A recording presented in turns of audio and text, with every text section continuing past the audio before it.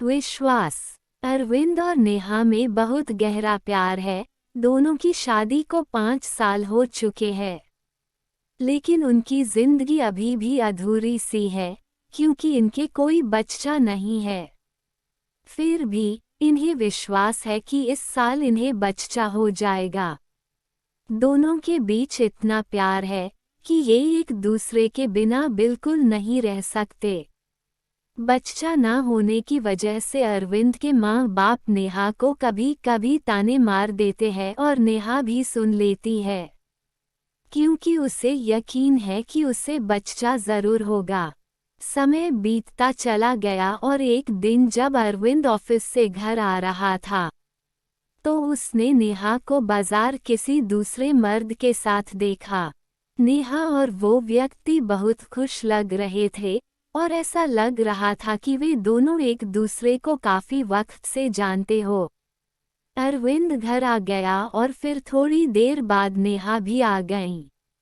नेहा के आते ही अरविंद ने उससे पूछा, नेहा कहाँ गई थी? नेहा ने हंसते हुए कहा, मैं बाजार गई थी, घर का कुछ सामान लाना था। ये सुनकर अरविंद को थोड़ा गुस्सा आया, लेकिन उसने नेहा को कुछ नहीं कहा। उसके बाद अरविंद ने नेहा को कई बार वही आदमी के साथ अलग अलग जगहों पर देखा और एक दिन अरविंद ने देखा कि वो आदमी नेहा को घर तक छोड़ने आया था। नेहा उसके साथ बहुत खुश लग रही थी। उस व्यक्ति ने नेहा को घर के बाहर छोड़ा और फिर चला गया। अरविंद का दिल बहुत दुख रहा था, लेकिन नेहा को खो देने के डर से उसने उसे कुछ नहीं बोला। एक दिन अरविंद घर पर बैठा था कि तभी नेहा का मोबाइल फोन बजा। नेहा बाथरूम में थी, इसलिए अरविंद ने फोन उठा लिया। फोन उठाते ही दूसरी तरफ से आवाज आई, हेलो अरविंद, मैं थोड़ी देर घर आ रहा हूँ, कुछ जरूरी बात करनी है। बस इतना कहकर उस आदमी ने फोन काट दिया। अब अरविंद ये सोचने लगा कि उस आदमी को उसका नाम कैसे पता। अरविंद के दिमाग में कई तरह के ख्याल आ रहे थे। अरविंद को लगा कि शायद ये वो आदमी है जिसके साथ नेहा अक्सर घूमती है। अरविंद को लगा कि शायद नेहा उससे डाइवोर्स लेना चाहती है और इस सिलसिले में बात करने वो व्यक्ति घर आ रहा है। अरविंद बहुत उदास हो गया। वो अपनी शादी को टूटने नहीं देना चाहता था, लेकिन चूंकि नेहा ने धोखा दिया, उसे कुछ भी समझ नहीं आ रहा था। अरविंद जैसे अपनी पत्नी को खोने के डर से घबरा गया था और वही जमीन पर गिर गया।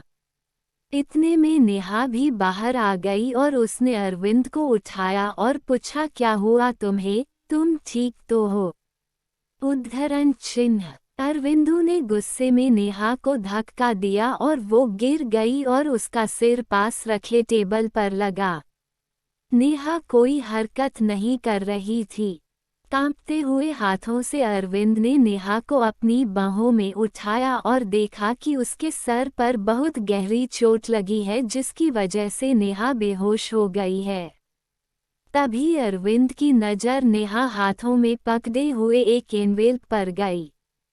उसने एनवेल्प खोला तो उसमें लिखा था, डियर अरविंद, मैं तुम्हें कई दिनों से बताना चाहती थी, लेकिन सोचा कि तुम्हें सरप्राइज दूं।